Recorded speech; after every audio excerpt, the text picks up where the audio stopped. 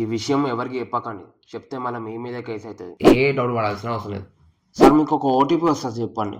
మీరు కానీ దీంట్లో ఇన్వెస్ట్మెంట్ చేశారంటే 10 రెట్లు ఎక్కువ వస్తాయి మీకు. సార్ నేను ఇన్స్టాగ్రామ్లో పరిచయమైన అమ్మాయికి 20 లక్షలు ఇచ్చి మోసపోయినా సార్. ఆ కేసు కొట్టేయాలంటే మీరు నాకు ఒక 1 lakh సెండ్ చేయండి. సార్ మీకు ఒక లింక్ షేర్ చేసిన, లింక్ ఓపెన్ చేయండి. ఓపెన్ చేస్తే సక్సెస్ అయిపోతుంది.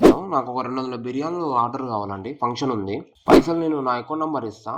నేను చెప్పే షాప్కి వెళ్ళండి. అక్కడ వెళ్తే నా అకౌంట్కి మనీ సెండ్ చేపియండి. చేపిస్తే నేను మీకు సెండ్ చేసేస్తా. చెప్పే మీరు ఏ డౌట్ పడాల్సిన అవసరమే లేదు. ఎమ్మెల్యే గారు మాకు రిలేటివ్స్ అవుతారు. నేను ఆయన బాబాయ్ని. చీ ఏం ఫ్రాడ్ కాల్ కాదు. ఆయన మీరు ఏమైనా మోసపోనీకి ఏమైనా చదువుకున్న వాళ్ళంటే మోసపోతారు.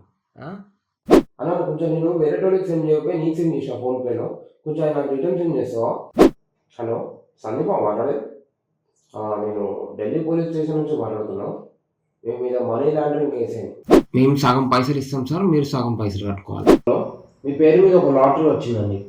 గవర్నమెంట్ తరఫున ఒక పథకంలో మీకు మనీ వచ్చేయండి. మీకు ఒక స్కానర్ సెండ్ చేస్తాం, ఆ స్కాన్ చేసేయండి, మీ మనీ మీకు వచ్చేస్తాయి. మీరు ఈ జాబ్ చేయాలంటే ముందుగా మీరు 60,000 కట్టాలి. అట్లనే మీకు డ్రెస్కి ఐడి కార్డ్ కానీ కలిపి ఒక ఎక్స్ట్రా 6,000 అవుతుంది.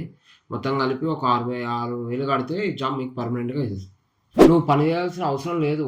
జస్ట్ జాయిన్ అవ్వాలి అండ్ మా ప్రొడక్ట్స్ వాడాలి, తెలిసిన వాళ్ళని జాయిన్ చేయాలి అంతే. నువ్వు కూర్చొని సంపాదించుకోవచ్చు దీంట్లో. ఒక 2 నిమిషాలు సార్, 2 నిమిషాలు. మీరు కంగారు పడి నన్ను కంగారు పెట్టకండి. అసలు గవర్నమెంట్ తరపున మీరేం చింత చెందకుండా సొంత తమ్ముడు నమ్మినట్టు నమ్మొచ్చు నన్ను.